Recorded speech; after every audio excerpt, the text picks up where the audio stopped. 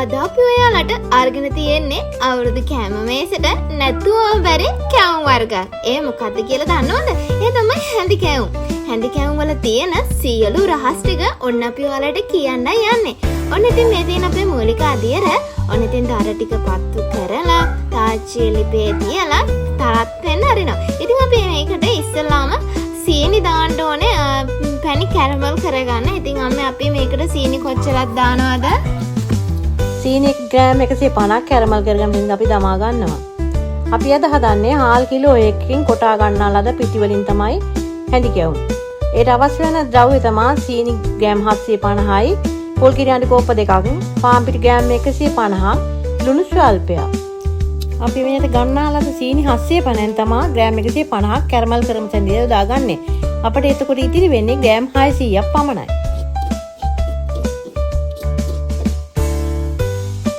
ඔන්න ඔය විදිහට අර අම්මා කිව්ව සීනි ග්‍රෑම් 150ක් දාලා හොඳට කවලම් කරන්න ඕනේ. ඉතින් තාච්චියේ රස්නේ වැඩි වෙලා සීනි ටික ඔන්න ඔය විදිහට දිය වෙනවා.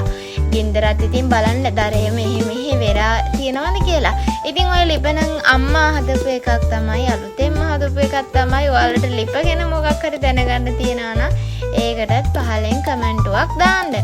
ඉතින් ඔය විදිහට සීනි රත් වෙද්දී පෙන දාගෙන එනවා. ඉතින් කවලම් කරන්න අනිවාර්යයෙන්ම නැත්තම් මේ බැරි වෙයි, කළු වෙයි, කැට ගැහෙයි, ඒ වගේ ප්‍රශ්න ඇති වෙයි. ඉතින් ඔය දාන්නේ අම්මා උණු වතුර. උණු වතුර තද රන් පාටක් සීනි එක මේ වෙගෙන යනකොට උණු වතුර එකතු කරන්න ඕනේ. ඉතින් නැවතත් ඔය විදිහට කවලම් කරන්න, හොඳට කවලම් කරන්න. මේවෙන්න තියන්න එපා. මොකද පැණි සීනි එහෙම තියෙනවා නම් තව එකල් වෙන්න බලනවා. කළු වුණොත් එහෙම තිත්ත රසක් එනවා. ඒ හින්දා හරි විදිහට ඔය මං ස්පීඩ් පොඩ්ඩක් දාලා තින්නේ. ඒ හින්දා ඔය විදිහටම හරියටම කරගන්න. ඉතින් මේ හැඳි කැවුම් හදන්න දන්න තියායටත් හැඳි කැවුම් හදන්න කියලා දෙන්න අපේ අම්මගේ වීඩියෝ එක.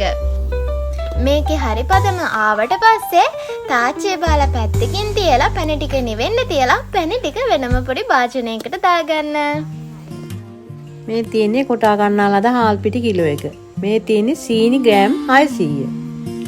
පාන් පිටි ග්‍රෑම් 150. ඊන් පස්සේ පොල් කිරි. ඊන් පස්සේ ලුණු ඊළඟට කැරමල් කරගෙන ආද පැණි. හැඳිකම් මිශ්‍රණය හදා ගන්නා ආකාරය දැන් හාල් පිටි ටික භාජනයකට දමා ගන්නවා. ඊට පස්සේ පාන් පිටි ග්‍රෑම් 150 දමා ගන්නවා. ඊළඟට අපි සීනි 600 එකතු කර ගන්නවා. ඒක එකතු කරමින් කවලම් කර ගන්නවා. ඊට පස්සේ ලුණු ස්වල්පයක් එකතු කර ගන්න එට. ඊළඟට අපි කැරමල් කරනවා දා පැණි ටික ඒට එකතු කර ගන්නවා. ටික එකතු කරමින් අපි හැඳි ගා ගන්නවා. ඉන්පසු අපි පොල් කිරි මිශ්‍රණය රසවත් කරගන්න විදිහට අපි පොල් කිරි මේකට යොදාගන්නේ. ඒ පොල් කිරි ටික දමාම අනා ගන්නවා. පොල් කිරි නැත්නම් මේක වතුර යොදා හදා ගන්න පුළුවන්. පොල් කිරි හදාගත්තාම අමුතුම රසයක් අපිට එක් කරගන්න පුළුවන්. පොල් කිරි දැමීමේදී ඒක නරක වීමක් හෝ එහෙම දෙයක් සිදුවන්නේ නැහැ. රසට හැඳින් කැවුම් ටික අපිට හදා ගන්න පුළුවන්. ඒකින්ද හොඳට මේක අපේ පාරේ මිශ්‍රණය හොඳට අනා ගන්නවා. මේ අනාගෙන වැඩි දියරයක්ුත් නැතුව උකුවටත් නැතුව සාමාන්‍ය ගානක තමයි අනාගන්නේ. දැන් අපි මේ විදිහට පෙන්නන්නම් මිශ්‍රණයේ දී කරන ආකාරය. ඒ දී කරලා ඒ මට්ටමට එනකොට අපි නවත්තනවා. ඒකලා ඒ හොඳට හැදි ගාලා කැට පොඩි වෙන මේව කරලා පිටි මිශ්‍රණය හොඳට හදාගත්තට පස්සේ අන්න එහෙම හැදි ගෑවීම ආවම හොඳට අර උකුල් වැක් කරන විදිහට හරි ගස ගන්නවා. හරි ගසගෙන අපි මේ පිටි මිශ්‍රණය පැත්තකින් තියලා පැයක් පමණ පිපෙන්න වගේ තියාගන්න ඕනේ. පැයක් පමණ තියාගත්තට පස්සේ අපි පුංචි චාත්‍යයක් ගන්න පුළුවන්. සාමාන්‍ය චාත්‍යයක් ගන්න තෙල් පොඩ්ඩක් දාගෙන අපේ මිශ්‍රණය පොඩ දාලා මේ විදිහට මේ ආකාරයට අපි හැඳි කැවුම් හදා ගන්නවා. ඒ හැඳි කැවුම් හදාගද්දී උඩට අපි තෙල් ඉසිමින් තාමම කරගන්න ඕනේ. ඒකට අපිට පොඩි චාත්‍යයක් පාවිච්චි කරන්නත් පුළුවන්, සාමාන්‍ය චාත්‍යයක් පාවිච්චි කරන්නත් පුළුවන්. ඒකින්ද ඒ Tamanට අවශ්‍ය පරිමේට අඩු කෝප්පයකට හෝ මොකක් හරි භාජනයකටගෙන Tamanට අවශ්‍ය කැවුමට අවශ්‍ය පරිදි වක් කරමින් අපි තෙල් ගනිමින් අපි කැවුම් ටික හදා ගන්න. ඔයාලට තව පුංචි දෙයක් කියන්න තියෙනවා. අපි මේ මිශ්‍රණය හදා ගන්නකොට සූදුරු මහදුරු එහෙම කන කට්ටිය ඉන්නවනම් මේ මිශ්‍රණයට දාගන්න පුළුවන්. මොකද සමහර කට්ටිය සූදුරු මහදුරු දාලා කන්නේ නැහැ. සමහර කට්ටිය සූදුරු මහදුරු දාලා කනවා. ඒ හින්දා මිශ්‍රණයේ රස වෙනවා අර විදිහට සූදුරු මහදුරු ටිකත් දාගත්තා නම් ඉතින් ඒ විදිහට හොඳට කවලම් කරගෙන තමයි මේ හැඳි කැවුම හදන්න ඕනේ. ඉතින් හදලා බලන්න කොච්චර රස කැවුමක්ද මේ හැඳි කැවුම කියන්නේ කියලා. ඉතින් කැවුම් ලවේ මන්න හිතන රසම කැවුම හැඳි කැවුම. මේ විදිහට ඔන්න ආයිසරයක් මිශ්‍රණය දාගන්න. ඔයාගේ මේ මිම්මත් තියාගන්න කියන්නේ ඔය අඩු කෝප්පයක් ගන්නවා නම් ඒක පොඩි ප්‍රමාණයක් ඔයා හිතාගන්න මෙච්චරක් මේ වෙනකම් මම මේ මිශ්‍රණය දානවා කියලා. ඊට පස්සේ දාලා මෙන්න මේ විදිහට උඩට තෙල් ගහන්න. එතකොට ඔයාලට පේනවා ඇති උඩ පිපිලා එනවා. ඒ පිපෙනවත් එක්කම අනිත් පැත්ත දාගන්න.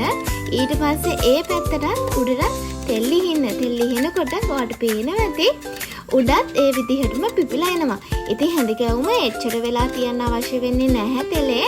මොකද මේක ඉක්මනින් මේ වෙනවා අතිරස වගේ මිශ්‍රණයක් නැහැ වටේට. වටේට විතරක් මේ වෙන එකක් නෙවෙයි මේක ඉක්මනින්ම බැඳෙනවා. ඒ විදිහට රන්වන් පාට වෙනකන් තියලා ඔන්න ඉතින් කැවුම් ටික බා ගන්නයි තියෙන්නේ. ඉතින් මේ අපි ගමේ ගෙදර අපේ හැඳි කැවුම් හදන විදිහ.